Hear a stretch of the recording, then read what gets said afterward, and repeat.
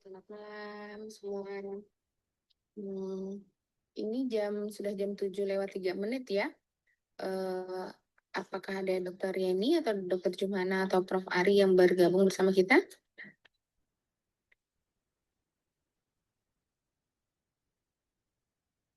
Belum ya, kayaknya ya.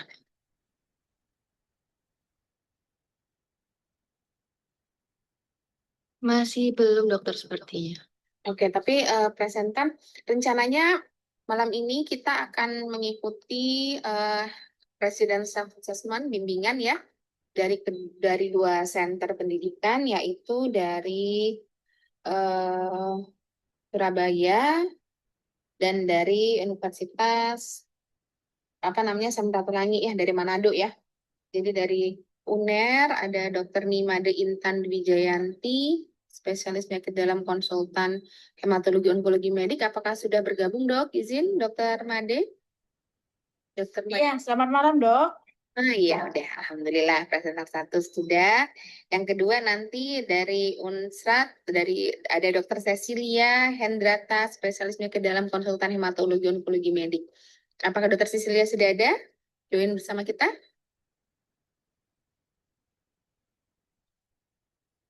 Mungkin belum ya. Nah, dari pihak panitia mungkin tolong dihubungi lagi Dokter Cecilnya. Jadi karena yang sudah ready ini sudah dari Surabaya, Dokter Made Intan, mungkin bisa memulai aja dok ya, karena kan kita malam ini ada dua center, biar kita jalannya tepat waktu, biar selesainya juga nanti sesuai tepat waktu. Karena nanti kalau kita terlalu lama, kasihan tuh rekan-rekan kita yang dari Indonesia bagian timur dan Indonesia bagian tengah, nantinya takutnya nanti terlalu malam selesainya. Mungkin itu untuk lebih runut, mungkin dari pihak panitia pusat boleh membacakan lagi rules-nya ya, aturan mainnya ya. Sebelumnya Dokter Intan izin kita bacakan dulu ya dok ya, biar peserta reminding lagi. Ya, silakan, Dok. Ya, silakan panitia untuk dibacakan lagi aturan mainnya.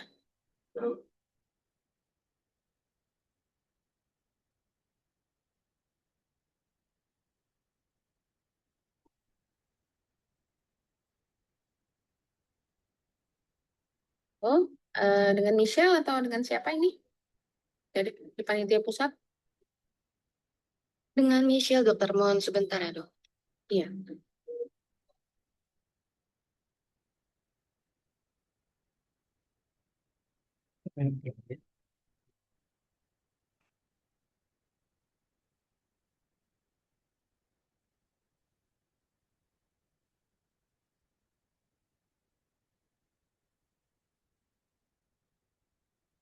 Baik, mohon izin untuk membacakan terkait dengan mekanisme self-assessment. Peserta dipersilahkan untuk membaca soal selama 1 menit, kemudian dapat menjawab polling selama 1 menit. Dari panitia akan memberikan peringatan jika sisa waktu tinggal 10 detik. Waktu habis, dan waktu pengisian polling. Kemudian akan ditayangkan hasil polling dan dilanjutkan dengan penjelasan dari narasumber. Jika peserta ada jika peserta ada pertanyaan, dapat disampaikan melalui kolom chat atau juga bisa raise hand atau langsung unmute. This meeting is being recorded. Izin mengingatkan kembali yang diperbolehkan menjawab. Izin mengingatkan kembali yang diperbolehkan menjawab polling hanya dokter yang akan menjalani ujian board.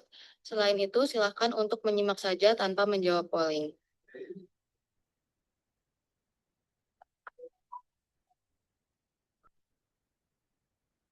Baik, untuk sesi pertama, RSA malam ini akan dibawakan oleh Dr. Nimade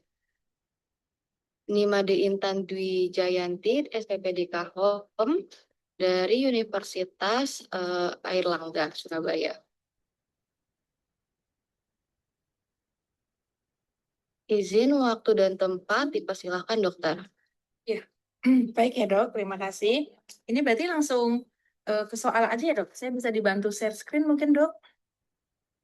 Baik dokter, mohon izin untuk men-share screen-nya dokter. Terima kasih. Ya. Sebelumnya, selamat malam semuanya. Adik-adik ya, ini saya manggilnya adik-adik yang akan menjalani ujian nasional. Semoga semua yang hadir dan yang akan menjalani ujian nasional ini bisa menempuh ujiannya dengan lancar gitu ya, amin ya. Dan semoga memang tema acara ini membuat adik-adik juga bisa lebih terperinci untuk menjawab pertanyaan-pertanyaan nantinya yang luar terkait bidang hematologi onkologi seperti itu.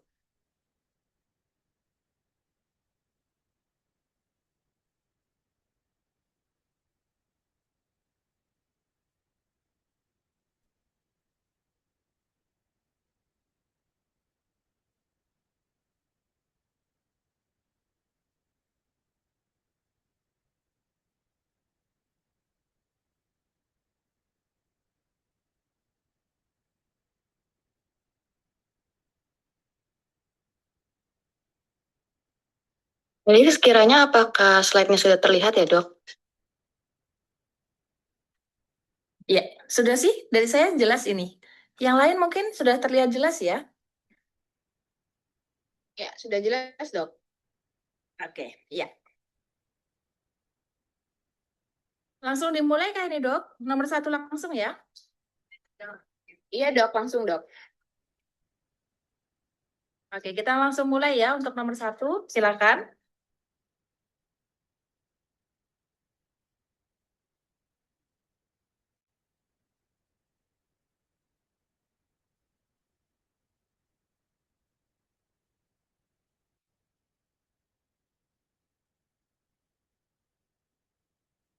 Silakan mulai mengisi polling jawaban ya.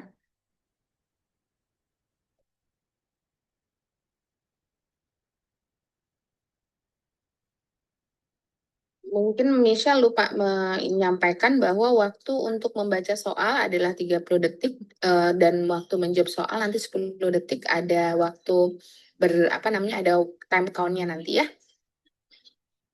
Oh iya, baik. Mohon maaf, Dokter.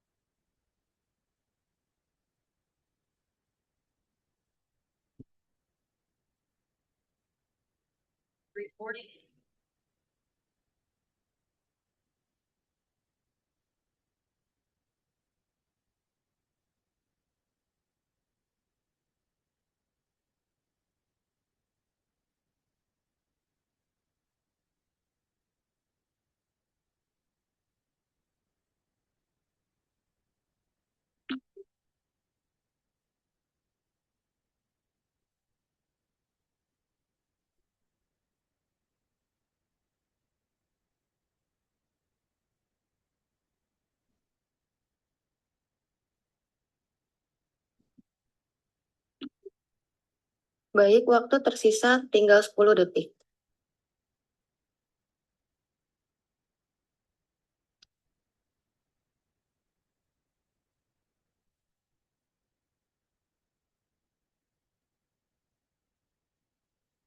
Baik, waktu habis.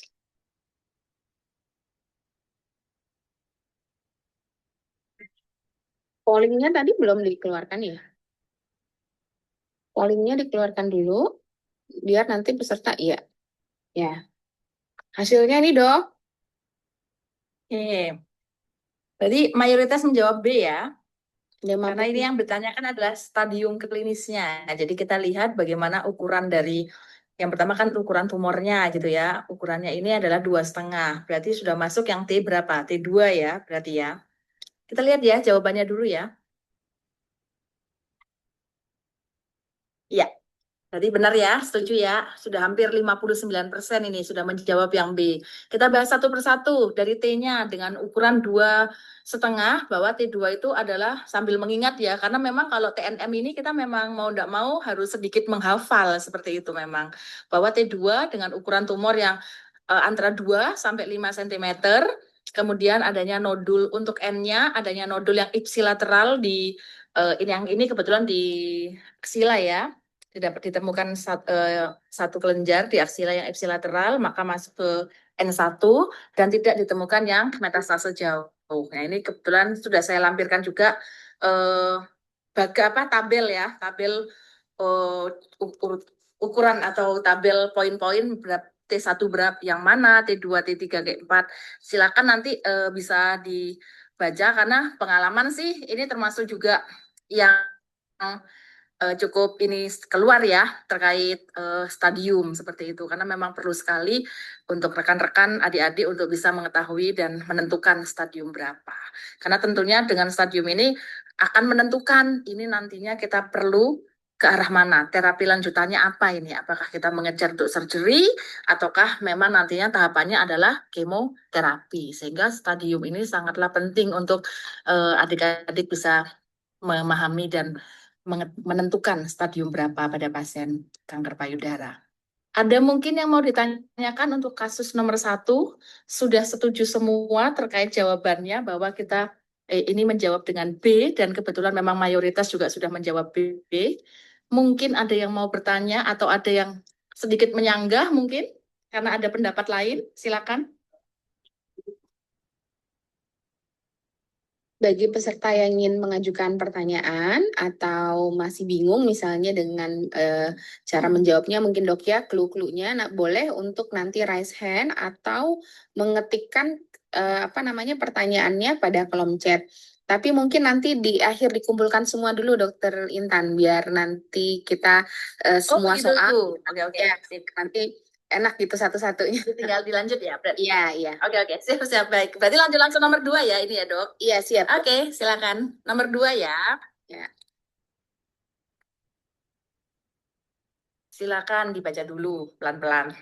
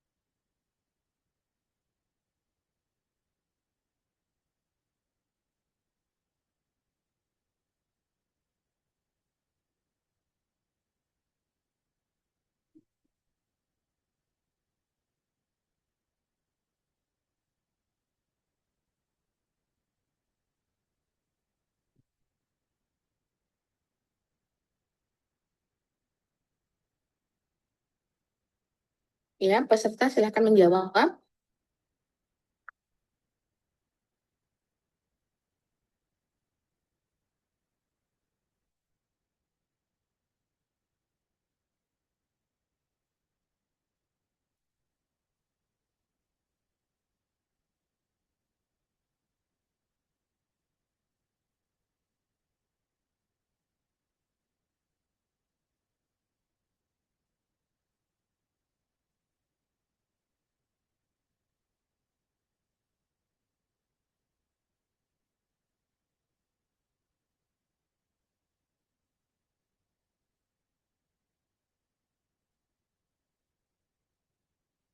Waktu tersisa 10 detik.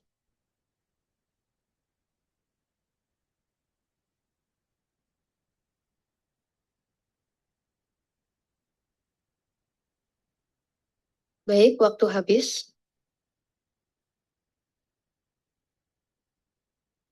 Hasil pollingnya, Dok? Ya. Oke. Ya, wah ini mantap ya. Sudah 84% yang menjawab C. Setuju semua ya. Jadi memang poin-poinnya pada pasien ini dengan hormon reseptor yang positif ya, HR-nya, tapi HER2-nya negatif, seperti itu poinnya. Maka memang, dan kata kunci lagi, tanpa visceral crisis. Jadi memang kalau memang tanpa visceral crisis, kita bisa untuk yang pasien dengan metastasis tanpa adanya tanda-tanda visceral krisis, kita bisa memilih untuk tidak langsung melakukan kemoterapi seperti itu ya, tapi lebih memilih untuk pemberian dengan letrozole, salah satu contohnya ARPI dan CDK4 inhibitor. Jadi seperti ini saya juga sudah membuatkan yang guideline-nya, bagian yang dari ESMO ya ini ya saya ambil, bahwa memang pasien-pasien dengan ER positif, HER2 negatif, metastasis breast cancer MBC dia, maka pilihan kita nomor satu adalah dengan pemberian ET plus CDK4 inhibitor gitu. Nanti kalau ada yang mau bertanya bisa dicatat aja dulu ya. Kita lanjut ke nomor 3 ya dok. Ya, lanjut dok. Poin nomor 3. Oke, sekarang temanya CA, kanker serviks ini. Silakan dibaca.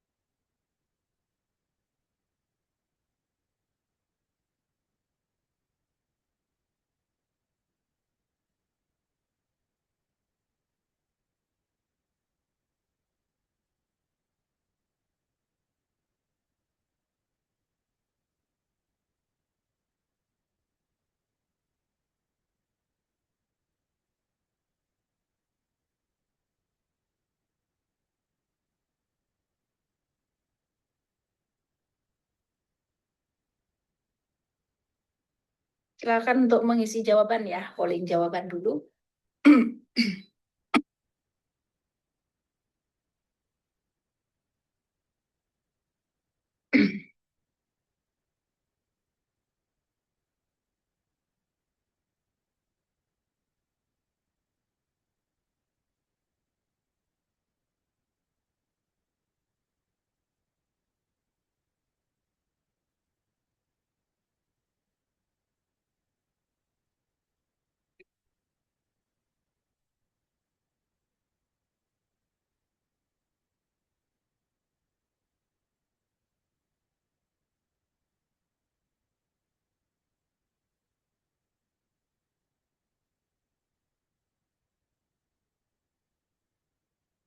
Waktu tersisa 10 detik.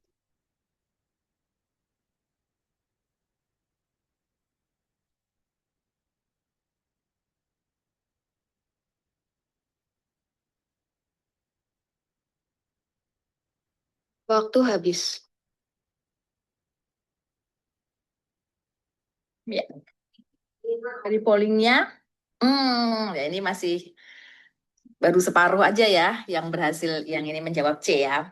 Ya memang poinnya ini adalah 3B. Kalau 3B untuk kasus-kasus yang histerektomi itu biasanya memang di satu dua ya yang ada tempat. Maka kalau 3B kita memang lebih memilih untuk kemoradiasi. Mungkin ini harusnya ada terapi yang awal dulu ya, yaitu atasi dulu hidronefrosisnya sebenarnya. Jadi nanti biasanya join ya dengan urologi, pasang digistent mungkin kalau diperlukan untuk mengurangi atau memperbaiki hidronefrosisnya. Tapi memang kemudian yang karena tema kita hemato-onko, maka terapi yang definitif itu adalah terkait dari bidang hemato-onkonya. Maka pilihan untuk kasus dengan stadium 3B ini adalah pemilihan pertama dengan concurrent kemoradiasi. Seperti itu ya. Mungkin juga ada bagannya sih, saya juga sudah coba berikan gambaran. Nah, ini ya, bahwa tergantung dia early, locally advanced. Kalau 3B ini kan statusnya sudah yang locally advanced ya, maka pilihan nomor satunya adalah kombinasi kemo radiasi. Monggo nanti kalau ada pertanyaan atau apa bisa dicatat dulu, kita akan diskusikan paling akhir. Silakan nomor selanjutnya.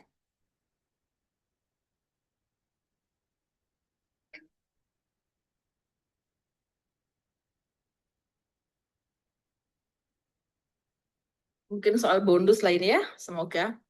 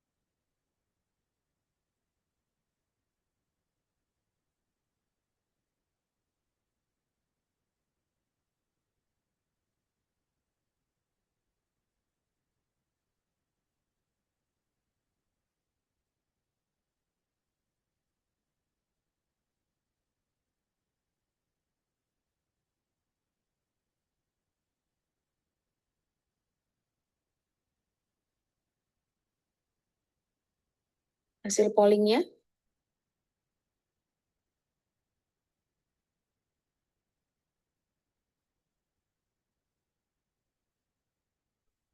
Sudah terjawab kah? Poinnya sih sebenarnya pertanyaannya hanya yang terapi mutasi ekson 19 gitu ya. Waktu tersisa 10 detik. Belum.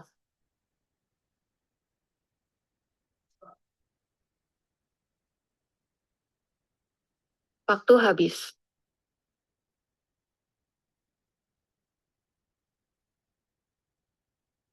Iya, betul. Setuju ya, 81% bisa menjawab osimertinib. Jadi memang ini mau tidak mau memang hafalan ya, tapi ini khas sekali bahwa yang delesi 19, exon 19 deletion itu kita pasti pilihan paling pertama adalah dengan osimertinib. Berbeda kalau pembrolizumab, berarti kan nanti ada kata kunci. Itu poin-poin yang perlu kita kejar, kata kuncinya ya. Kalau nanti misalnya PDL1-nya berapa, nanti ada pilihan pembrolizumab, berarti pilihan kita seperti itu. Tapi di sini kan kata kuncinya adalah exon 19 deletion. Jadi memang osimertinib yang menjadi pilihan. Itu. Tapi memang ini lebih ke hafalan ya. Tapi semoga memang kata kunci ini bisa rekan-rekan hafalkan seperti itu poin-poinnya. Oke, lanjut soal nomor 5.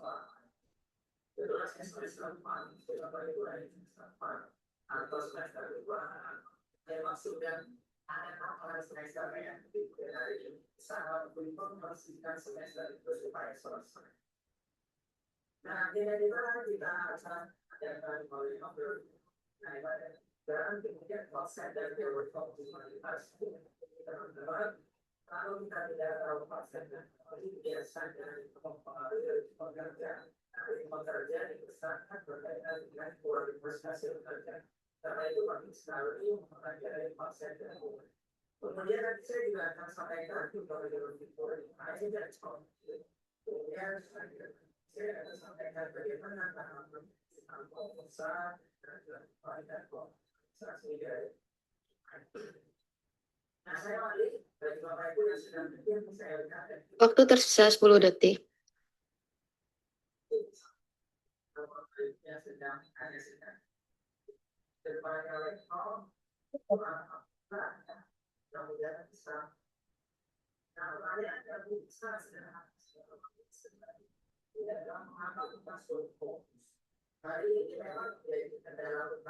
Ya, itu saya berharapnya sebenarnya 100% loh yang bisa jawab C ini ya. Harapannya apa ya nanti menjadi poinnya ya bahwa PDL1 kalau lebih dari 50% maka kita ada tempat untuk pemberian dengan pembrolizumab yang monoterapi seperti itu. Sama ya ini juga hafalan tapi poinnya adalah PDL1 yang menjadi kata kuncinya. Semoga kalau ini keluar nanti 100% sudah bisa ini ya menjawab dengan benar ya untuk ini. Oke. Lanjut dok. Kita nomor 6. Nanti ini ada bagan-bagannya juga sudah saya siapkan.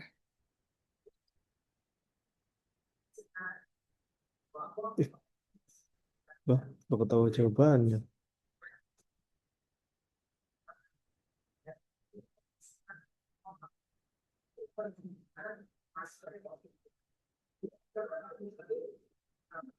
Wah.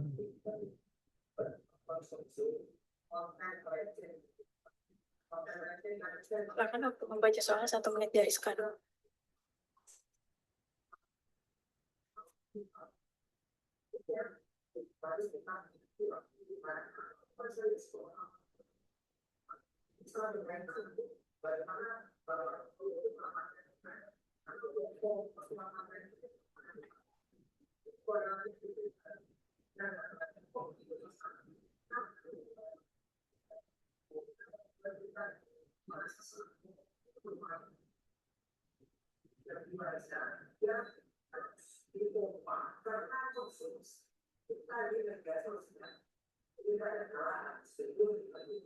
Tersisa 10 detik.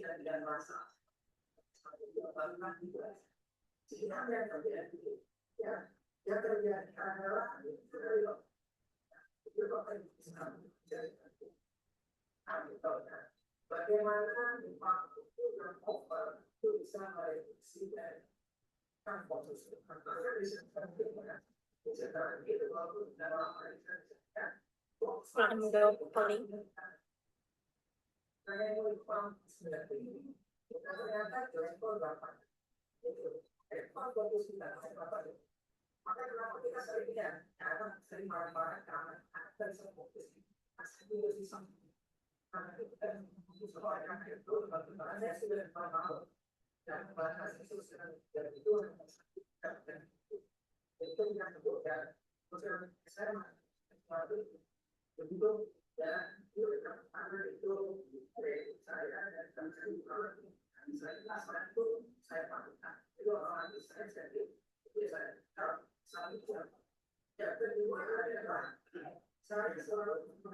Tersisa 10 detik.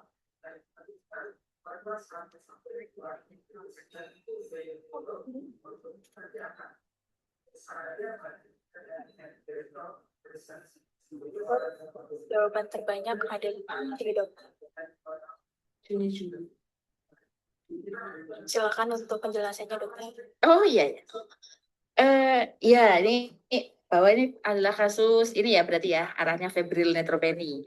Betul. Jadi sebenarnya kita poinnya ini dia tipe yang high risk atau yang low risk. Jadi perlu kita pastikan dengan ini ya dengan penilaian MASCC sebenarnya ya ada tabel gitu ada poinnya bagaimana terkait usianya, kemudian ada riwayat ini ya terkait poin-poin MASCC. Kalau ini dinilai sebenarnya dia termasuk yang high risk. Maka kalau untuk pilihan antibiotik yang high risk, terapinya adalah dengan piperacillin tazobactam seperti itu. Karena ini masuk dalam kategori yang high risk terkait dari febrile neutropenia-nya itu sendiri. Mungkin seperti itu ya. Baik, terima kasih atas penjelasannya dokter. Izin lanjut untuk soal Ya, berikutnya. silakan. Baca soal 1 menit dari sekarang.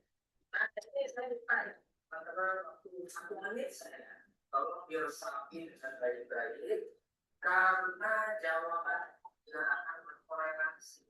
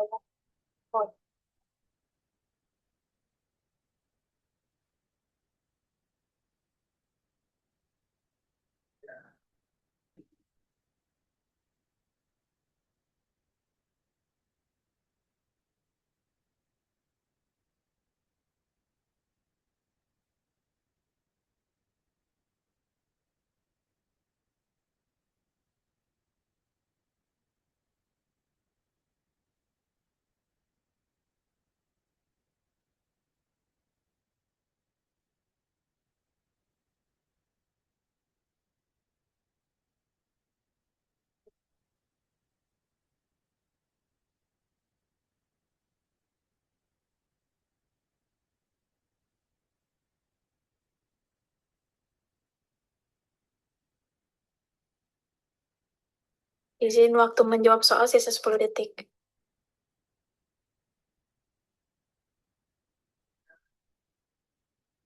Waktu habis. Akan dokter untuk jawaban terbanyak nomor 7 ada di E 50% dokter. Monggo untuk penjelasannya. Eh, betul ya. Nah ini memang antara C sama E ya. Ini kan pasien memang ada gambaran displasia multilineage, tapi ini memang yang membingung, yang agak ini adalah blastnya ini ya. Sebenarnya kalau memang MLD harusnya blastnya ini kurang dari 5% poinnya sebenarnya.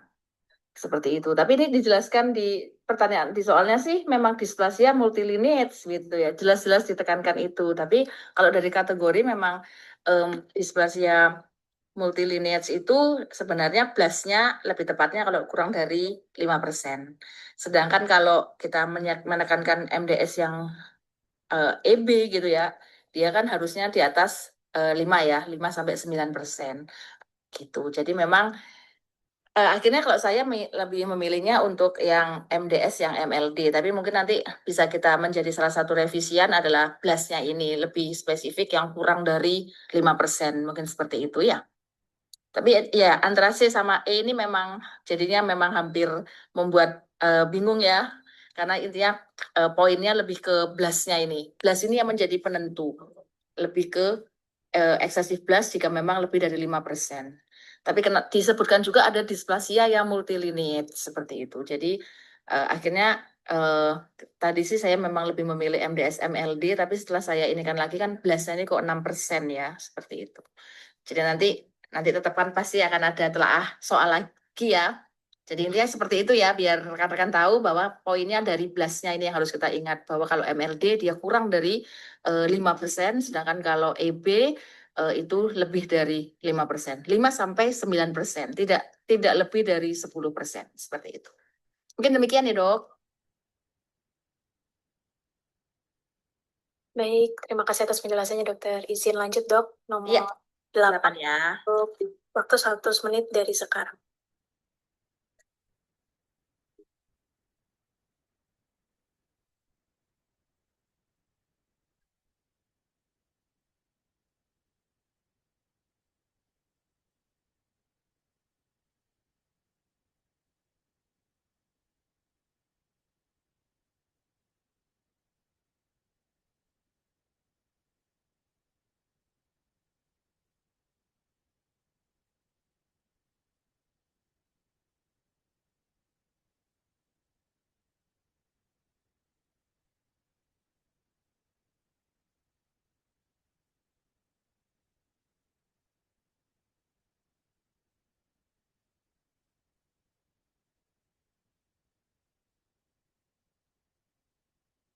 Waktu baca soal sisa 10 detik.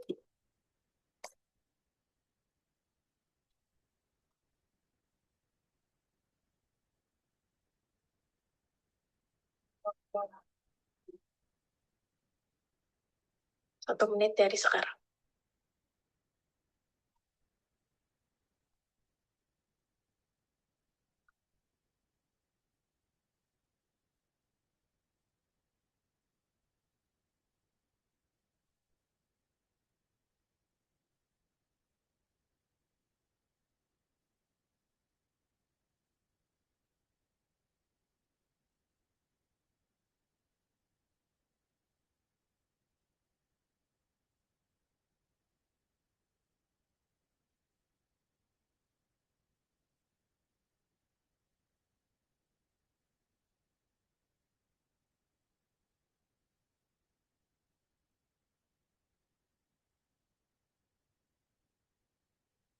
Waktu sisa 10 detik.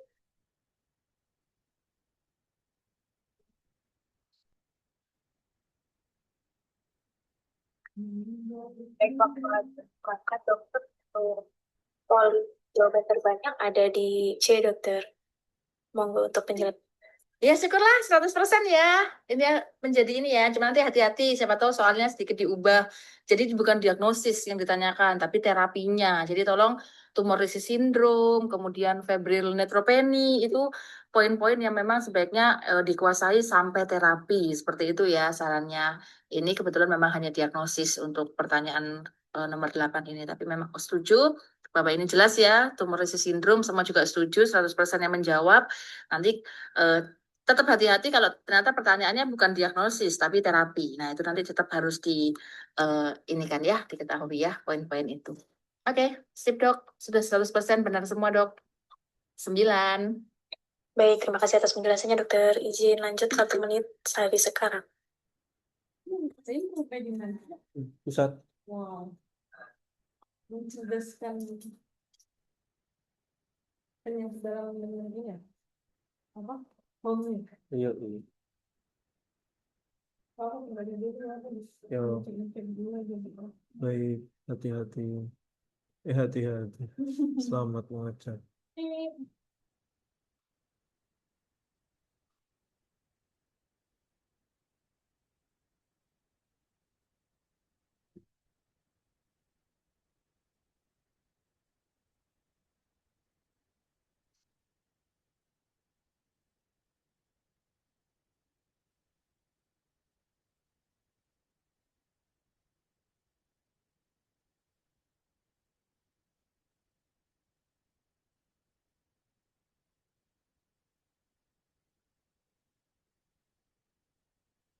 Soal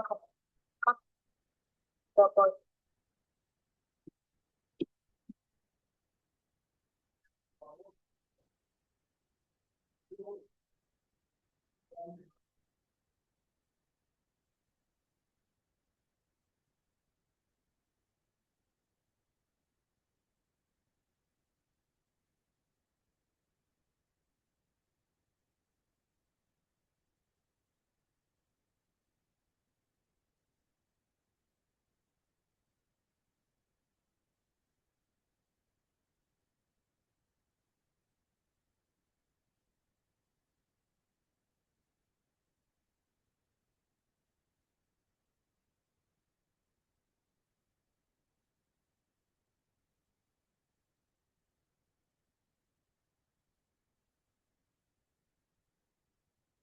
Waktu menjawab soal sisa 10 detik.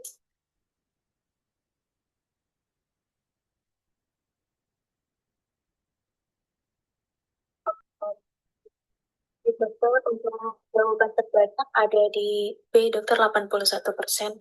Silakan dokter untuk penjelasannya. Baik ya, memang intinya ini eh, jadi ini 2 poin apa 2 tahapan kita tahu diagnosis dulu baru kemudian kita bisa menentukan terapinya seperti itu. Ya, ini pasien dengan pembesaran kelenjar getah bening, maka arahnya adalah suatu limfoma gitu kan ya. Ini limfoma yang jenis apa? Kita juga harus menentukan ini limfoma yang apa. Nah, poin kata kuncinya adalah CD20. Padahal kalau CD20 maka dia tipe yang DLBCL ya, diffuse large B-cell CD20 positif. Nah, maka CD20 positif disertai adanya gambaran PET scan juga sama, adanya multiple nodul seperti itu, nodal ya. Maka ini suatu LNH tipe yang diffuse large B-cell dengan CD20 positif. Baru kita menentukan terapinya. Kalau memang CD20 positif, maka pilihan kita pastinya dengan pemberian rituximab yang anti CD20 plus kemoterapi yang utamanya pada limfoma yaitu CHOP. Jadi memang jawabannya yang paling tepat adalah yang B ya.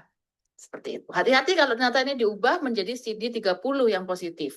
Mungkin berubah lagi ya jawabannya, terapi standarnya bukan seperti itu lagi. Karena berarti temanya dia adalah suatu Hodgkin lymphoma. Maka pemberian kita nanti cari yang ada jawaban anti CD30.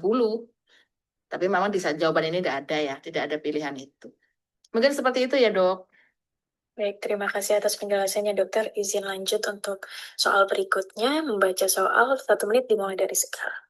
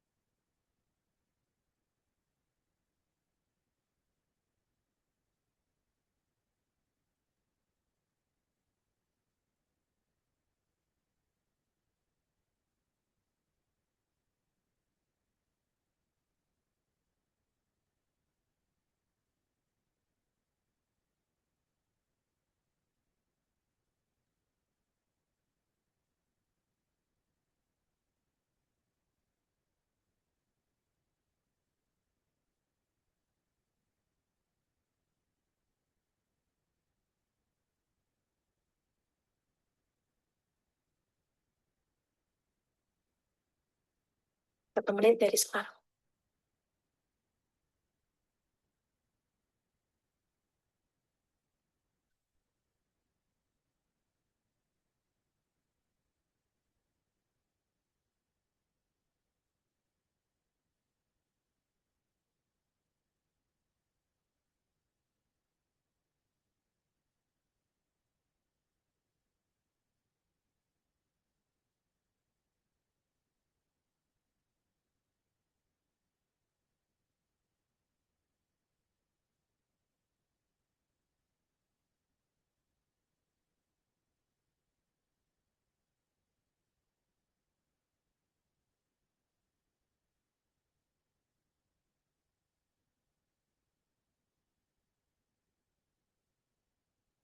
Waktu sisa 10 detik.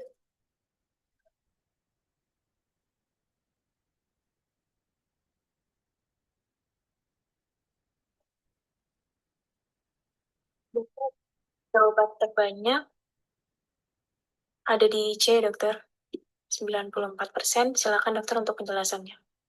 Ya memang menunjukkan bahwa multiple ini gambar ini kalau dari hasil soal kan memang dia mengarah ke suatu kondisi multiple myeloma seperti itu. Nanti hati-hati ya, juga harus bisa membaca X-ray-nya. Ini kan saya kebetulan memang kita tulisnya jelas multiple punch out. Nanti bisa juga ini yang dimasukkan adalah foto X-ray kayak gitu bisa aja atau gambaran dari elektroforesis protein.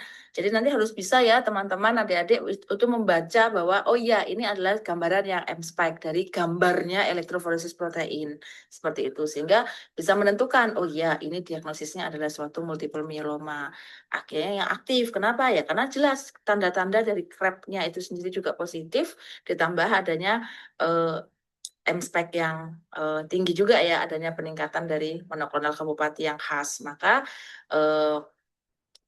akhirnya memang pasien ini lebih ke arah suatu kondisi multiple myeloma aktif yang memang nantinya diperlukan terapi. Atau nanti pertanyaannya lain, terapi pilihan pertama apa? Nah itu juga harus ini, karena multiple myeloma setahu saya juga itu ya, tahap tingkat yang memang setidaknya setahu sampai diagnosis, sampai terapi, setidaknya pilihan terapinya apa, seperti itu.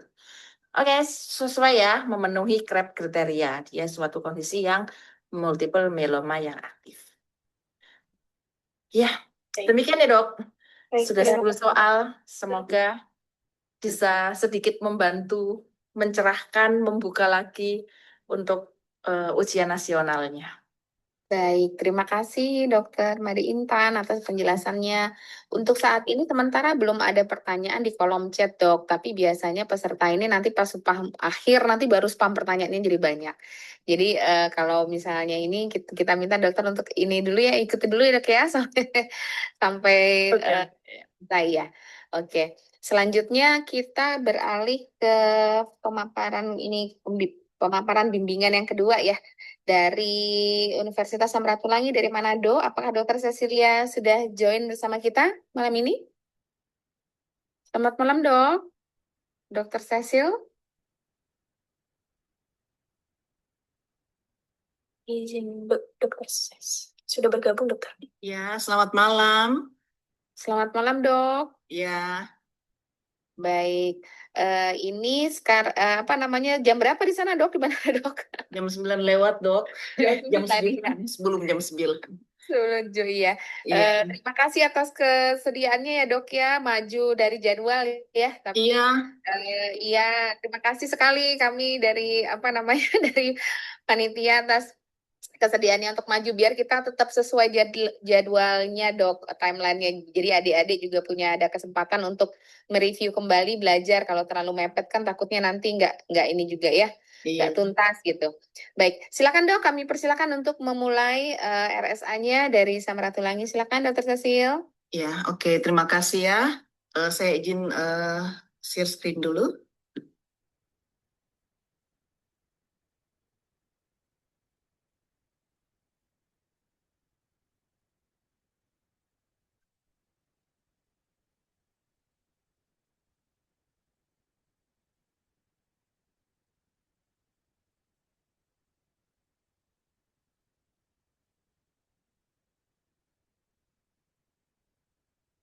Baik, sudah nampak dok?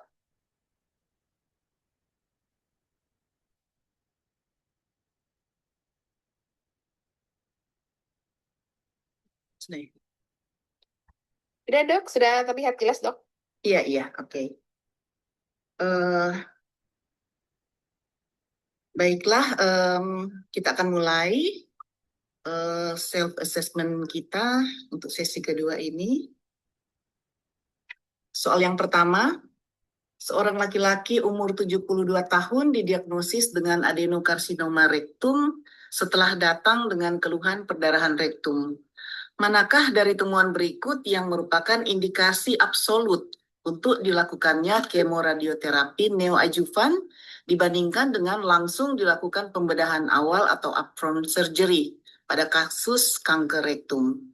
Pilihannya A, keterlibatan kelenjar getah bening pada MRI, B, invasi perineural pada biopsi, kemudian C, tumor dengan diferensiasi buruk pada biopsi, D, invasi tumor ke dalam muscularis propria, sedangkan E adalah tumor berada dalam jarak 1 mm dari batas reseksi sirkumferensial atau circumferential resection margin.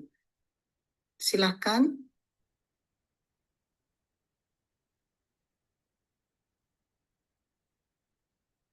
Silakan untuk menjawab polling 1 menit dari sekarang.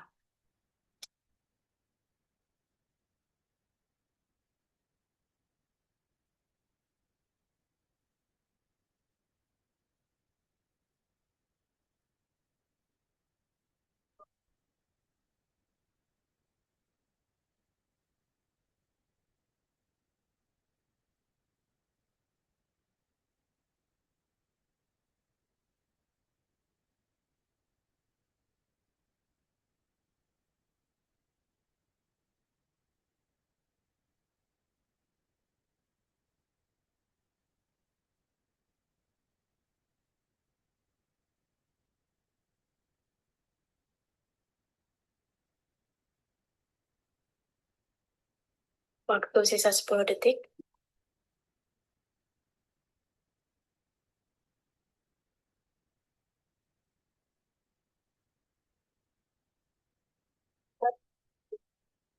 Jawaban terbanyak ada di A, dokter 42%. Silakan dokter untuk penjelasannya.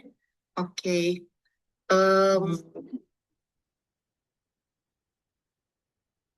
Iya.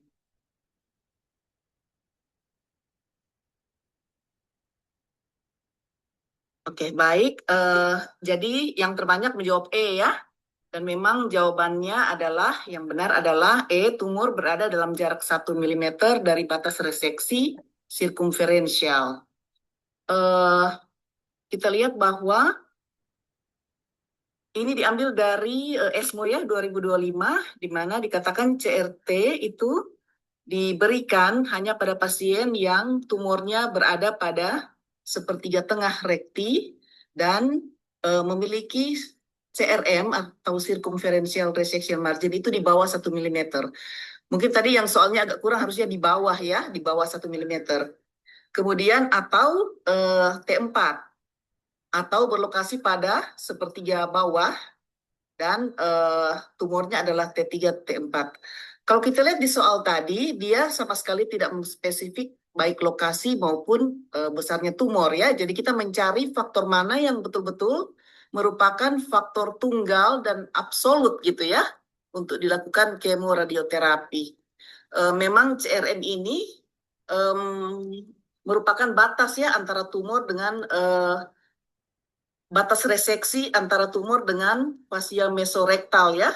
Dan batas yang di bawah 1 mm menyebabkan resiko untuk recurrent yang sangat besar, tingginya positif margin, serta juga pada berpotensi untuk terjadi metastasis.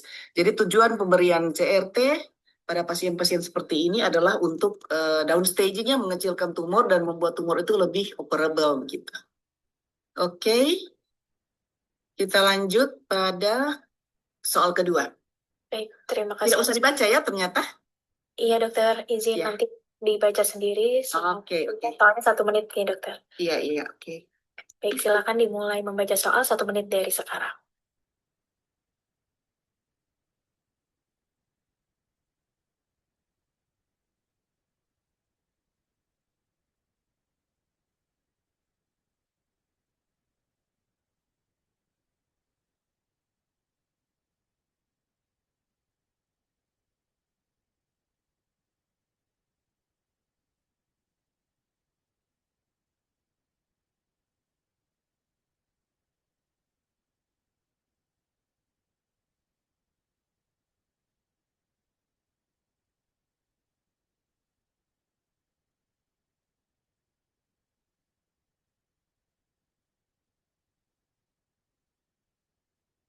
Waktu sisa 10 detik.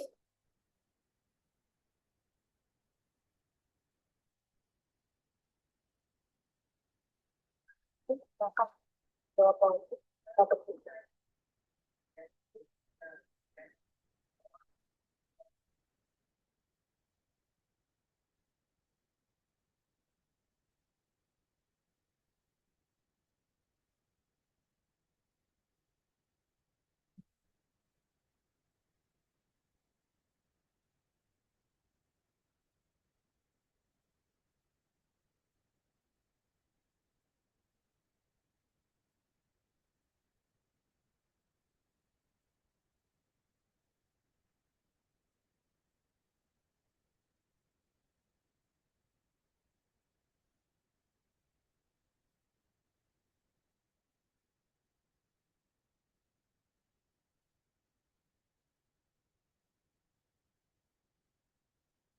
Waktu menjawab sisa 10 detik.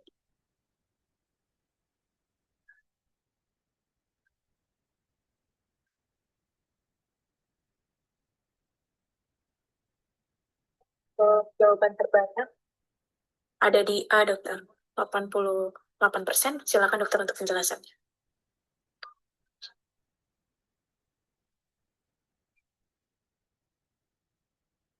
Ya, untuk soal ini sepertinya hampir semua ya bisa menjawab dengan benar. Jadi kemoterapi adjuvan dilanjutkan dengan terapi hormonal.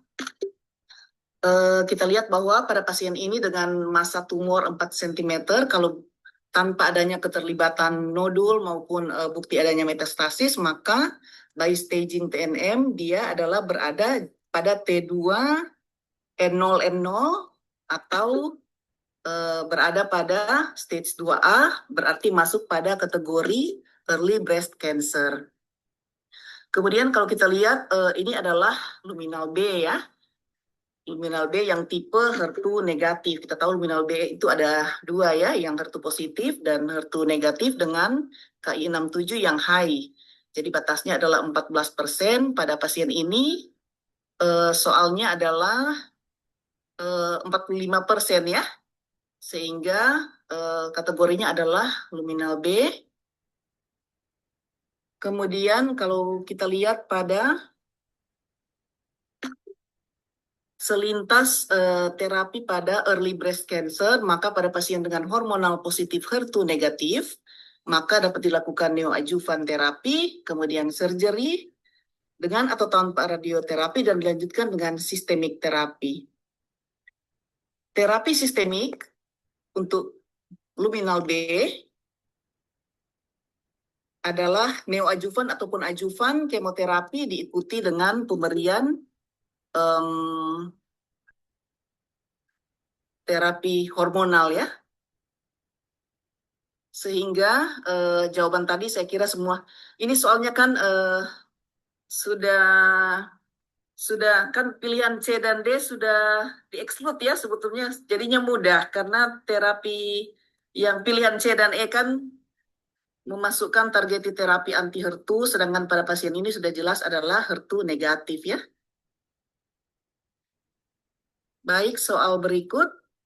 Baik, Soal yang ketiga, ya. sekian penjelasannya. Izin lanjut soal nomor 3, 1 menit dimulai dari sekarang.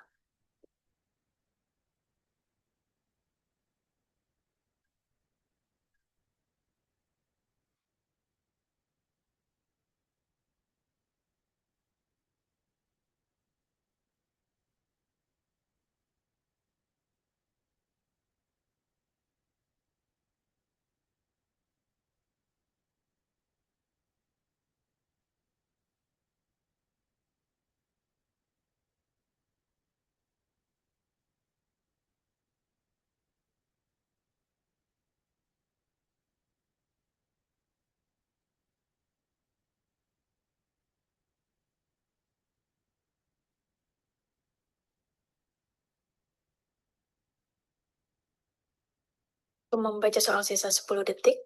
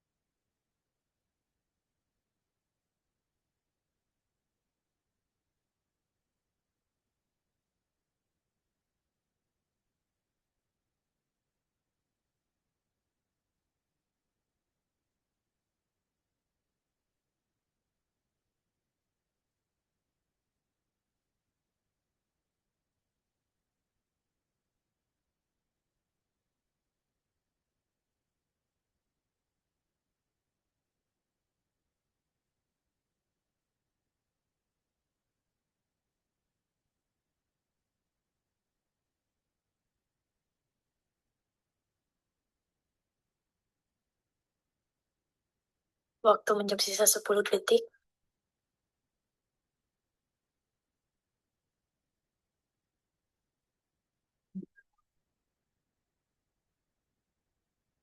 Dan terdaftar ada di B, dokter 61%. Silakan untuk penjelasannya, dokter.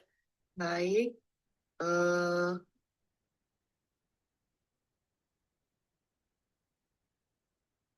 ya, jadi memang sebagian besar sudah menjawab dengan benar ya.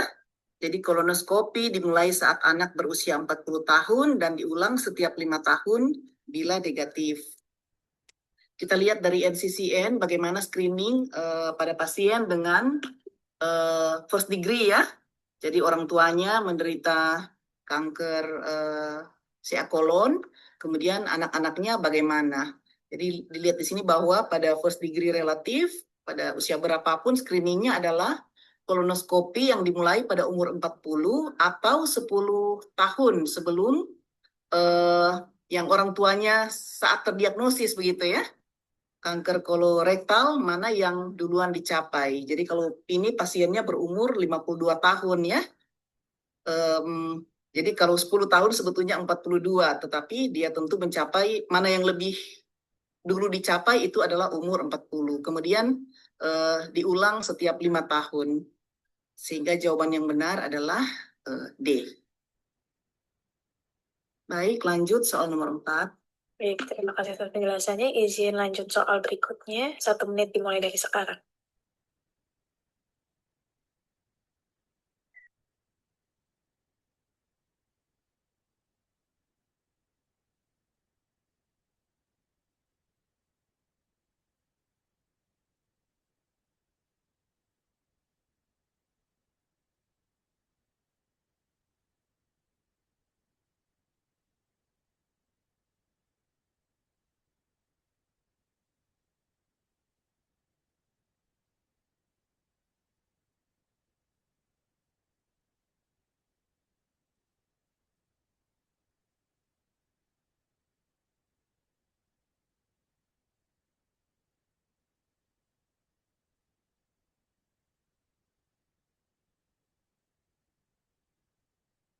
Waktu sisa 10 detik.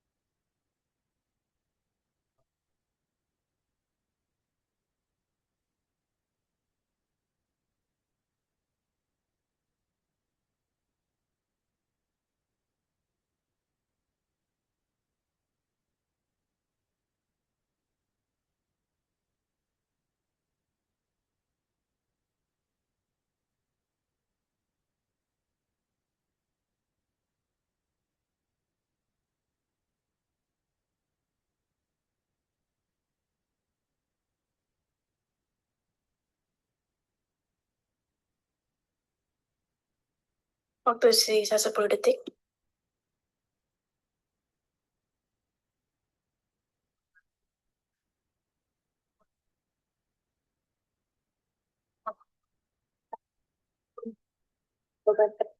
Izin ada di D, 56%. Silakan untuk penjelasannya, dokter.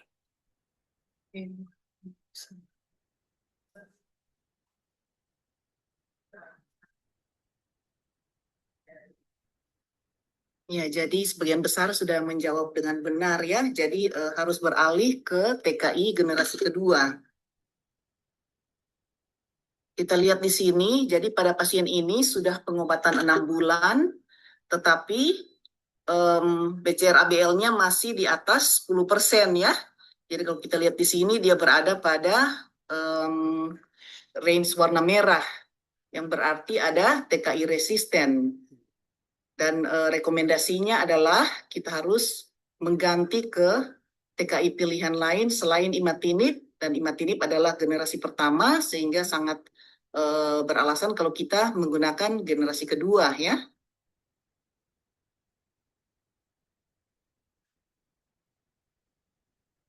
Soal berikut silakan. Baik, terima kasih atas penjelasannya. Dokter izin lanjut. 1 menit dimulai dari sekarang.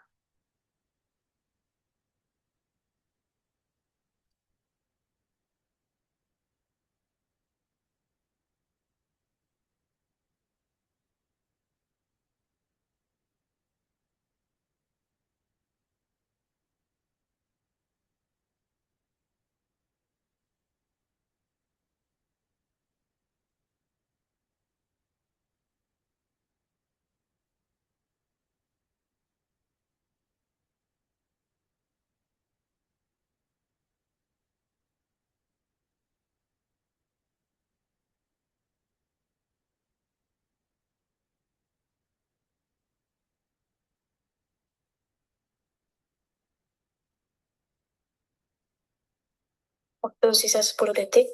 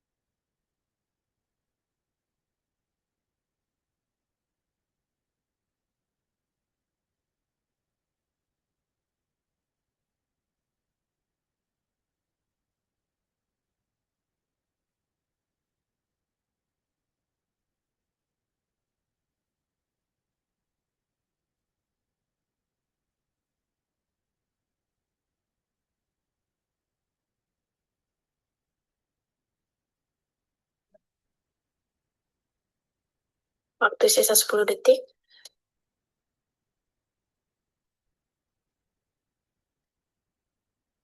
Waktu habis. Jawaban terbanyak ada di B 37% dan A 36%, dokter. Selisih 1%. Silakan dokter untuk penjelasannya.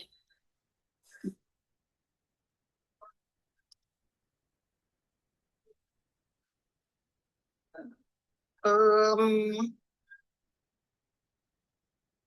ya, jadi jawaban yang benar adalah A.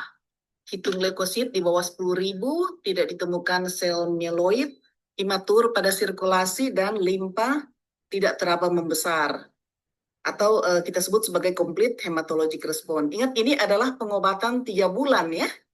Jadi pasien, jadi pada evaluasi pengobatan di bulan ketiga, apakah target respon klinik yang paling tepat yang diharapkan tercapai? Tadi saya lihat yang menjawab A dan B setara ya, seimbang ya. Kita lihat B adalah penurunan transkrip BCR-ABL hingga di bawah 0,1%, itu adalah major molecular response, dan itu tidak dicapai dalam 3 bulan ya, itu biasanya dicapai nanti sesudah 12 bulan. Kita lihat bahwa untuk monitor dari pemberian TKI, yang paling pertama yang harus kita lakukan adalah blood count dan differential tailing ya, setiap 15 hari, dan monitor responsnya adalah setiap 3 bulan. Kemudian yang disebut sebagai complete hematologic response adalah bila leukosit di bawah 10.000, kemudian tidak ditemukan sel muda, basofil di bawah 5%, platelet count-nya di bawah 450 dengan limpa yang tidak teraba. Bila itu tidak tercapai, maka dikatakan bahwa pasien gagal untuk mencapai complete hematologic response. Sedangkan yang pilihan B tadi itu, ini sudah major molecular response ya. Kalau BCR-ABL hingga di bawah 0,1%, dan itu tidak dicapai dalam 3 bulan pertama. Yang 3 bulan yang komplit hanya hematologic response. Sehingga jawaban yang benar adalah A. Silakan soal berikut.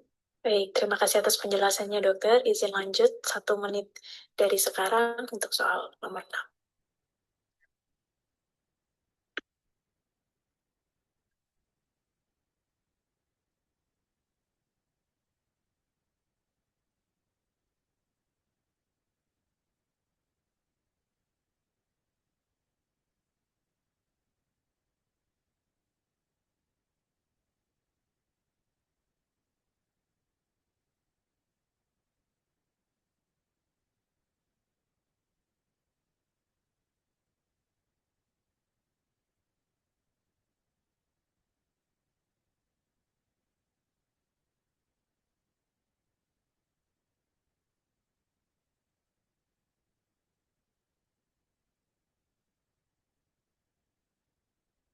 Waktu sisa 10 detik.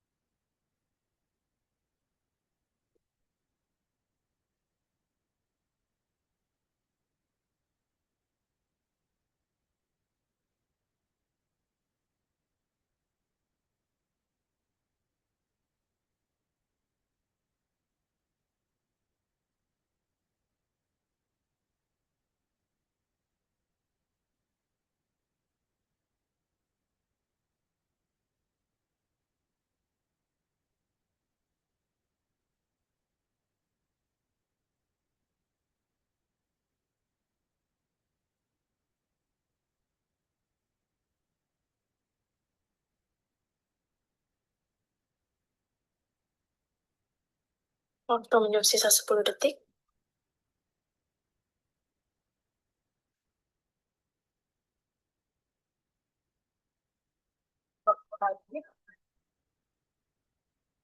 Untuk jawaban terbanyak ada di B dokter 86%. Silakan dokter untuk penjelasannya. Oke, jadi sebagian besarnya sudah menjawab dengan benar ya. Jadi pilihannya adalah imunoterapi checkpoint inhibitor PD-1, pembrolizumab monoterapi. Kita lihat bahwa jadi pasien ini sudah termasuk advance ya, stage 4 karena sudah ada efusi malignan ipsilateral ya di soal tadi. Kemudian kita lihat pada NCCN untuk advance atau metastatic disease. Maka yang pertama tentunya kita menentukan subtype ya. Di sini sudah jelas disebutkan adalah adenokarsinoma. Kemudian harus dilakukan testing biomarker, EGFR, kemudian ALK, KIRES, dan lain-lain. Dan juga pemeriksaan PD-L1 testing. Pada pasien ini, testing resultnya ternyata EGFR-nya wild type ya, jadi tidak ada mutasi, kemudian ALK juga negatif dan tidak ada data yang mutasi yang lain ya. Sedangkan PD-L1 termasuk yang di atas 1% pada pasien tadi, sehingga kalau kita lihat untuk PD-L1 yang di atas 50%, tadi soalnya 80% ya, sebagai first line terapi, maka kalau kita lihat di NCCN adalah preferred-nya pembrolizumab, diikuti dengan maintenance juga pembrolizumab sebagai kategori 1. Sehingga pilihannya ya memang pemberian pembrolizumab monoterapi. Silakan soal berikut. Baik, terima kasih dokter penjelasannya. Izin lanjut soal berikutnya 1 menit dari sekarang.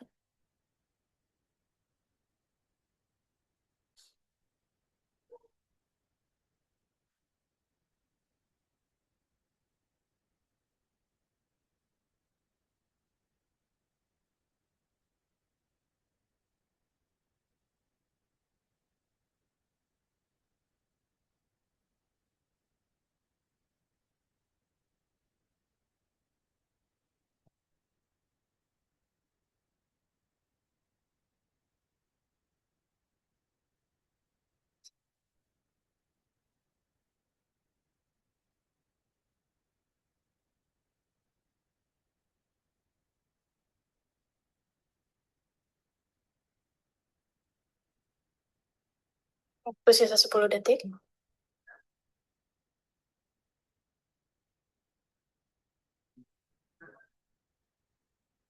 Baik, waktu.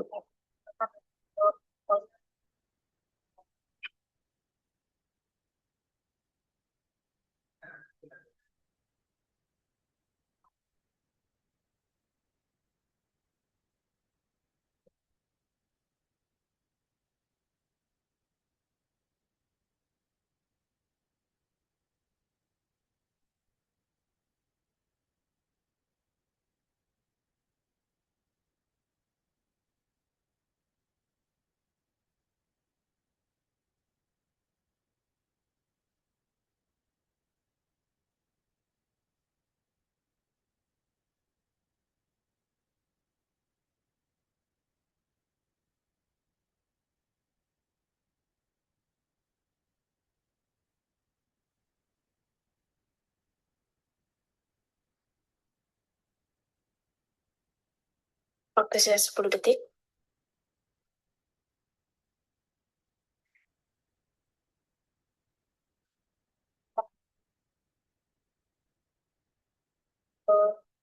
Jawaban terbanyak ada di C, dokter 59%. Silakan dok untuk penjelasannya.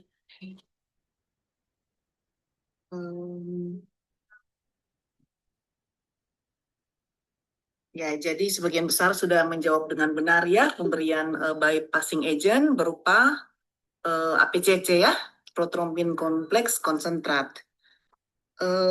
Kalau kita lihat, ini adalah pasien hemofilia ringan ya, awalnya dengan baseline 12%, kemudian mengalami perdarahan dan pada pemeriksaan faktor 8-nya, jadi APTT-nya memanjang, kemudian faktor 8-nya turun menjadi di bawah 1%, yang berarti menjadi hemofilia berat. Disertai dengan temuan adanya titer inhibitor faktor 8 sebesar 10 Bethesda unit. Kita lihat bahwa definisi dari positif inhibitor itu adalah bila titer berada di atas 0,6 Bethesda unit untuk faktor 8 dan di atas 0,3 Bethesda unit untuk faktor 9. Kemudian terbagi atas dua ya, ada yang dianggap sebagai low responding, yaitu bila di bawah 5, sedangkan untuk high responding bila di atas 5. Kita lihat bahwa rekomendasi pasien hemofilia A dengan inhibitor yang mengalami perdarahan akut, kita lihat ini rekomendasi dari WFH. Untuk yang low responding adalah bisa diberikan dengan faktor 8, sedangkan pada pasien ini kan sudah tinggi sekali ya untuk titer inhibitornya, sehingga direkomendasikan pemberian bypassing agent. Dalam hal ini sebetulnya ada dua pilihan memangnya, rekombinan faktor 7A atau APCC. Namun di pilihan tadi hanya ada APCC ya, tidak ada faktor 7, sehingga pilihan yang tepat adalah pemberian activated prothrombin kompleks konsentrat. Baik, lanjut pada soal 8. Baik, terima kasih dokter penjelasannya. Izin 1 menit dari sekarang.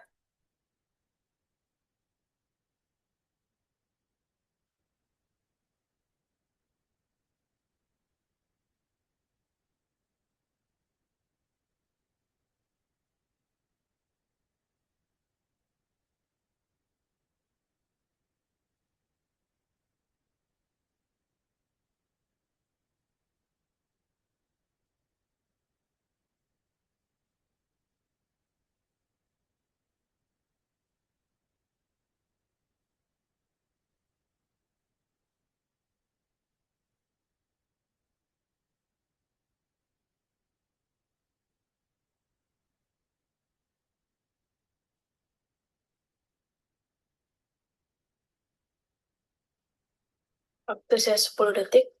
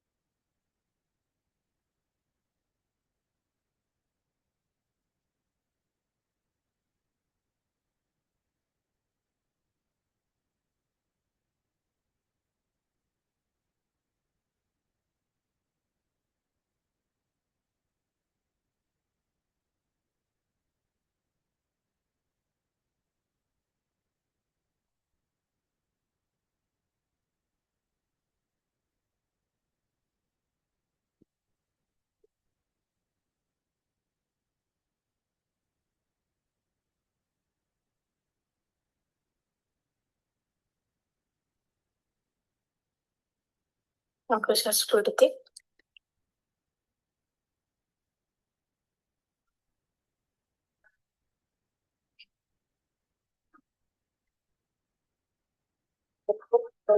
Jawaban terbanyak ada di C, 58%, diikuti A, 26%. Silakan dokter untuk penjelasannya. Ya, baik.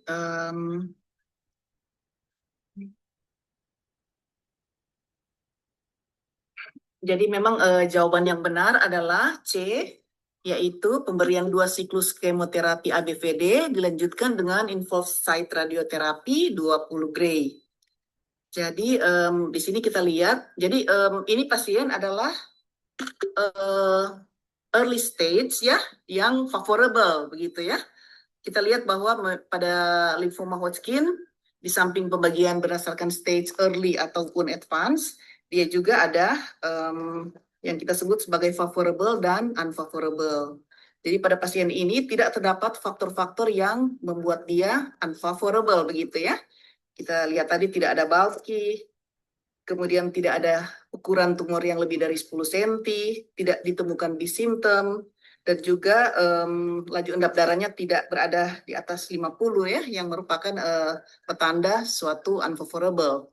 Sehingga kalau kita lihat ini, pada early stage yang favorable, tanpa faktor resiko, maka pilihannya adalah pemberian 2 siklus ABVD yang dilanjutkan dengan ISRT 20 gray. Baik, kita lanjut soal 9. Baik, terima kasih atas penjelasannya, dokter. Izin lanjut. 1 menit dimulai dari sekarang.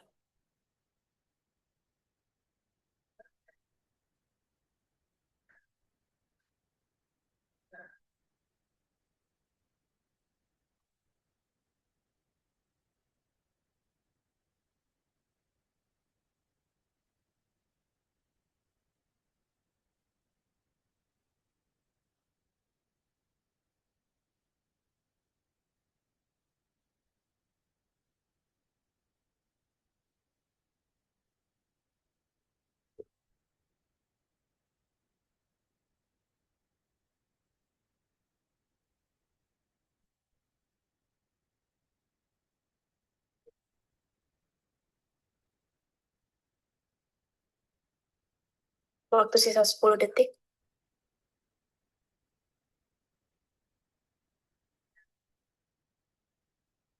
Baik, Wak.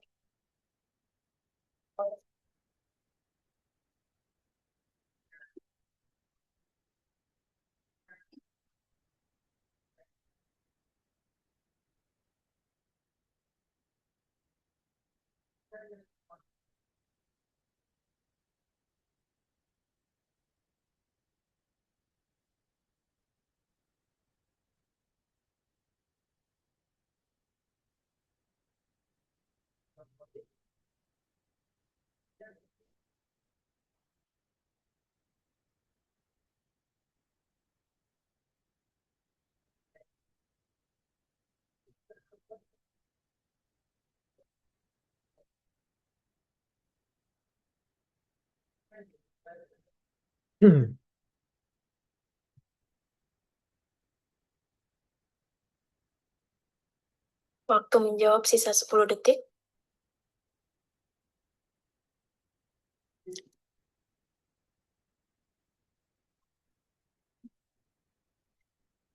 Jawaban banyak ada di C, dokter 45%, diikuti B 35%. Silakan dok penjelasannya.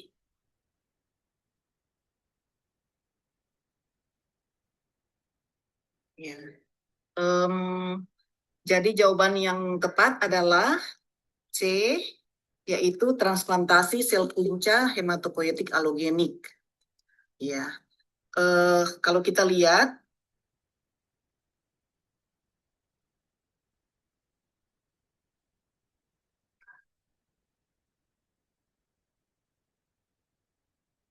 jadi pada ini adalah pasien dengan primary myelofibrosis ya. Jadi berdasarkan jadi ada prognostic risk model, tadi sudah disebutkan bahwa dia berada pada risiko tinggi ya. Kemudian MIPSS sendiri mempunyai beberapa variabel ya, diantaranya seperti anemia, kemudian berapa circulating blastnya, kemudian ada tidaknya constitutional symptom, ada tidaknya mutasi CALR, kemudian mutasi HMR, dan tipe karyotypingnya. Berdasarkan data ini dibagi menjadi 5 ini ya, very low sampai yang very high. Soalnya tadi adalah pasien dengan high ya. Kita lihat dari NCCN, pada pasien ini dengan high risk. Kemudian kita lihat plateletnya di atas 50.000 ya, dan merupakan transplant kandidat sebetulnya ya, sehingga pilihannya adalah suatu allogenik transplantasi. Kita lihat di sini diambilkan juga pertimbangan untuk pemberian transplantasi, direkomendasikan pada pasien dengan ini ya, dengan DIPSS plus ini, intermediate to high risk, dan atau MIPSS 70 yang high risk. Kemudian, ya, baik. Jadi jawabannya adalah transplantasi. Baik, silakan soal terakhir. Baik, terima kasih atas penjelasannya, dokter. Izin lanjut. Untuk soal terakhir, 1 menit dimulai dari sekarang.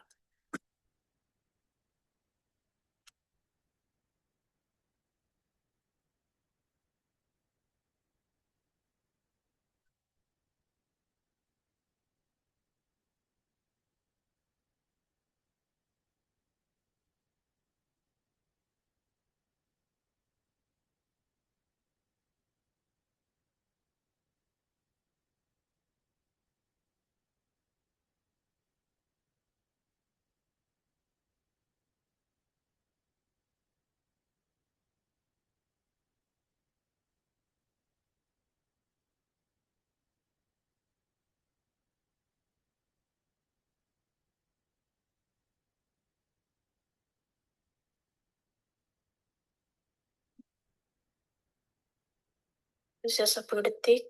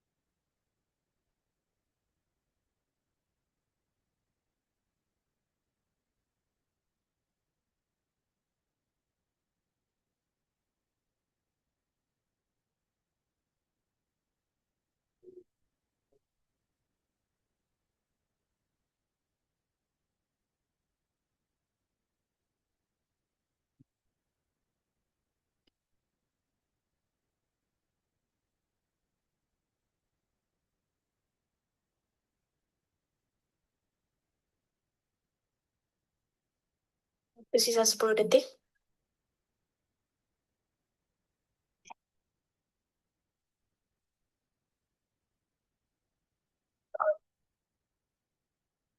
Untuk jawaban terbanyaknya, izin dokter ada di C, 65%. Silakan dokter untuk penjelasannya.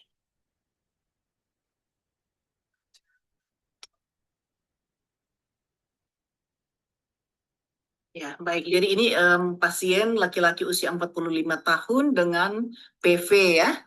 Kemudian mengalami DVT. Yang ditanya di sini adalah tata laksana spesifik lanjutan ya, bukan awal. Yang paling direkomendasikan untuk menurunkan resiko rekurensi. Jawabannya benar adalah dengan flebotomi terapeutik yang dikombinasikan dengan pemberian sitoreduksi hidroksiurea. Jadi ini diambil dari NCCN ya. Kita lihat untuk PV, kalau kita menggunakan konvensional risk model itu terbagi atas 2, yaitu yang low risk dan high risk.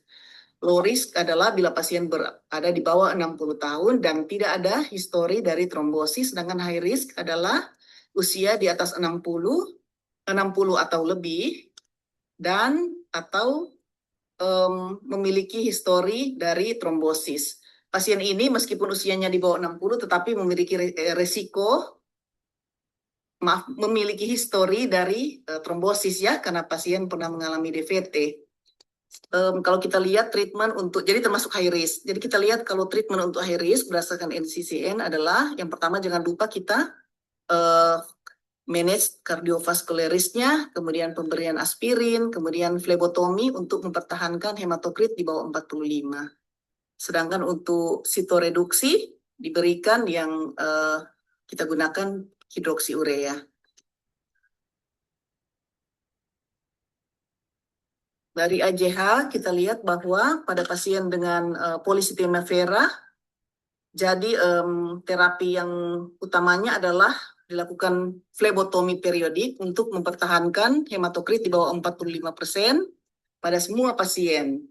Kemudian ditambah dengan pemberian low dose aspirin ya pada semua pasien. Kemudian kita lihat sesudah itu bagaimana resikonya. Jadi kalau seperti pasien ini high risk, maka karena ada history of thrombosis ya, meskipun usianya masih di bawah 60 tahun, maka kita dapat melakukan pemberian sitoreduksi dengan hidroksiurea dengan starting dose-nya biasanya 2 kali 500 mg. Oke, baiklah. Sekian untuk latihan dari kami. Baik, terima kasih banyak. Terima kasih banyak Dr. Cecil atas Terima presentasinya. kasih. Ini kita kembali dulu ke Dokter Intan nih, ada beberapa pertanyaan dari peserta. Mungkin yang di awal tadi Dok ya, Dokter Cecil mungkin nanti akan ada yang bertanya nih. Baik, mungkin kalau saya bantu bacakan ya Dokter Intan ya untuk pertanyaan Dok. yang soal nomor 7 Dok yang terkait MDS tadi. Di dalam soal kan blastnya 6%. Jadi pilihan jawabannya apakah MDS yang refractory blastnya atau MLD yang benar Dok? Iya. Soalnya 6% tadi Dok ya? Iya betul. Kalau 6% akhirnya memang lebih ke yang RAD ya akhirnya memang karena kan itu menjadi poin bahwa itu sangat beresiko untuk menjadi apa ya ke arah suatu yang AML nantinya dia seperti itu. Jadi lebih tepat lagi kalau kita menjawabnya MDS RIPE ya seperti itu. Kecuali Karena kalau plus blast yang dikoreksi Dok ya, jadi 3%. Iya betul. Siap. Kecuali mungkin nanti ada koreksi kurang dari 5% ya MLB seperti itu ya. Ya, baik. Kemudian pertanyaan selanjutnya, Dok, ini juga ada hubungannya dengan pertanyaan yang dari Dokter Rosita ya. Jadi untuk kasus febrile neutropeni, apakah MASCC score juga berlaku untuk kasus AML, Dok? Kemudian dan pada kondisi neutropeni post kemo, namun afebril, apakah profilaksis antibiotik juga tetap diindikasikan, Dok? Iya baik terima kasih. Dari ESMO, kemudian ini kalau untuk MASCC pada kasus AML, apalagi yang sedang menjalani kemoterapi induksi, memang tidak disarankan untuk penilaian ininya. Karena kan cenderung jika AML lagi kemoterapi induksi, apalagi itu cenderung memang neutropenia ya, seperti itu. Jadi memang MASCC tidak disarankan untuk digunakan pada pasien kasus-kasus AML. Seperti itu, Dok. Ya, kemudian kalau misalnya dia post kemo neutropenia tapi tanpa febral, apakah tetap diberikan profilaksis Nah, antibiotik? ini kita kembali lagi ke diagnostik arti dari ini ya, diagnostik dari febrile neutropeni. Jadi kan ada ini ya, diagnosisnya apa? Berarti kan harus adanya demam lebih dari ini. Jadi poin-poinnya sih seperti itu ya, Dok. Sedangkan kalau untuk terapi profilaksis, kita kembali lagi kapan penggunaan perlunya profilaksis. Cuma saya pas nggak ada bagan ya. Seperti itu. Jadi pada pasien neutropenia post kemo namun afebril, jika memang diagnosisnya bukan febrile neutropenia, tapi arahnya berarti kan dia hanya mengalami suatu kondisi neutropenia seperti itu. Nanti berarti kita tidak memakai guideline atau pedoman yang febrile neutropenia lagi karena tidak mengalami tidak masuk dalam kriteria diagnosis dari febrile neutropenia. Gitu. Apakah ini ternyata bukan kalau memang pada kasus yang bukan AML, misalnya pada kondisi kemoterapi yang padat ya, kemoterapi pada tumor padat, maka malah ada tempat misalnya pemberian dari GCFF seperti itu, pemberian seperti leukogen untuk meningkatkan ANC-nya. Kalau memang kurang dari 500, maka kan ada pemberian terapi. Kalau leukopeni, neutropeni, maka bisa kita lakukan pemberian injeksi leukogen, salah satu contohnya. Gitu sih, Dok. Ya, baik. Gitu Dokter Liat Rosita ya. Jadi kita kembali lagi ke jenis cancer, jenis keganasannya dok ya, hematologi atau solid, karena MSCC kan lebih cocok untuk yang solid, dan Betul. kemudian dilihat kriteria memenuhi kriteria febrile neutropenia atau tidak. Kalau tidak mungkin untuk yang solid belum dulu, tapi untuk yang hematologi kita berikan profilaksis GCSF bukan antibiotik dok ya. Iya. Berarti ya. Ya, baik. Mungkin pertanyaan selanjutnya untuk Dokter Cecil nih dok. Apakah ada timeline untuk memeriksa target hematological ataupun sitogenetik pada pasien dengan CML? Mungkin terkait dengan soal nomor apa tadi? Ada soal nomor 4 dengan target for clinical symptom tadi soal nomor 5 dok ya. Jadi memang sekitar 36% baru yang menjawab benar. Mungkin ini kapan sih kita perlu memeriksa target hematologik maupun sitogenetik pada CML? Tadi sebenarnya udah slide-nya Dokter Cecil sudah ada itu tadi dok. Sebetulnya di penjelasannya sudah ada ya, yang ada timeline-nya itu ya. Ya, Mungkin ya. apa perlu ditayang ulang ya? Carikan. Boleh dok, kalau memang ini Ya, boleh sebentar saya carikan. Yang ada merah-merah.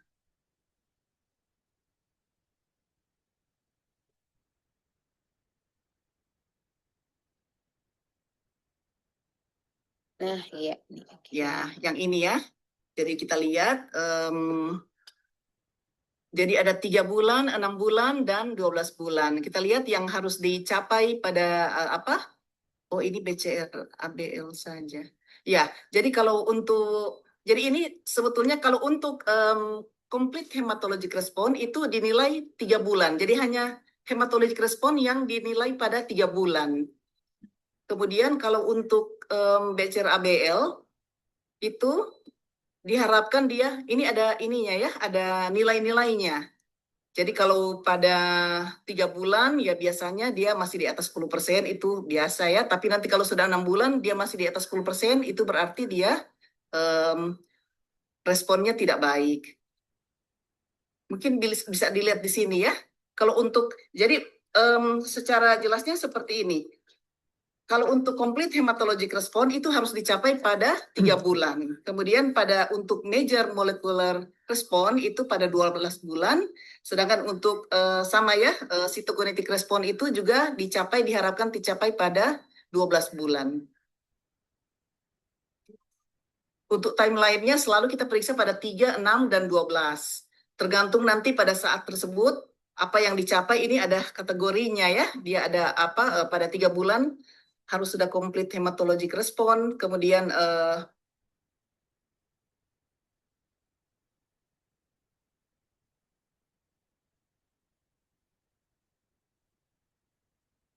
ya ini cuma penjelasan ini aja ya.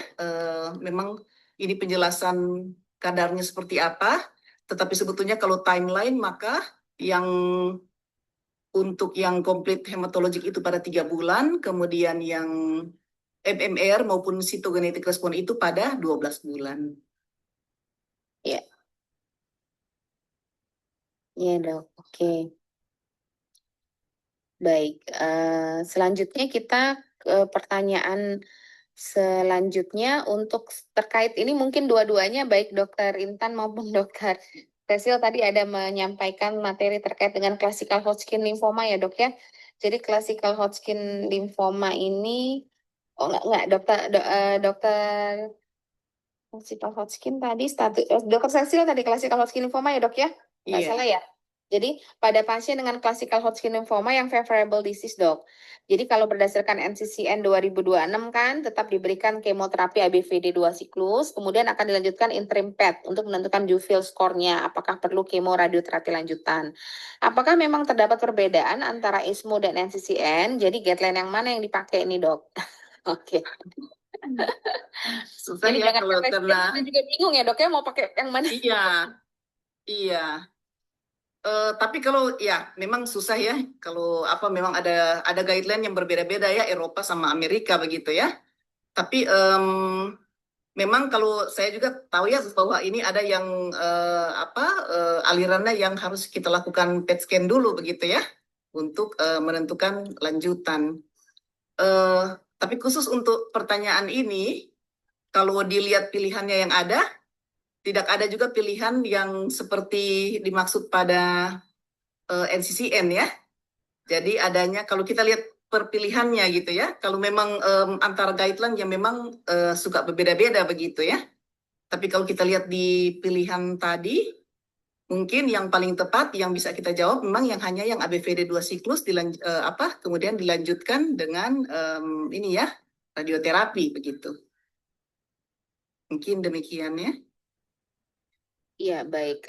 Tapi apa namanya, saya setuju dok. Jadi memang kita kan tergantung permintaan soalnya. Jadi tergantung vignette soalnya. Kalau seandainya ternyata di sana ada keterangan PET scan dengan Dufil score, ya kita pasti akan melihat kemananya dok ya. Apakah kita akan lanjut kemoterapi atau lanjut Iya. dengan IFP saja gitu ya. Iya. Jadi kembali lagi ke vignette soal masing-masing. Tadi soal dokter Cecil sudah jelas tidak ada keterangan PET di situ. Iya, seperti itu. Memang ABVD 2 siklus ya.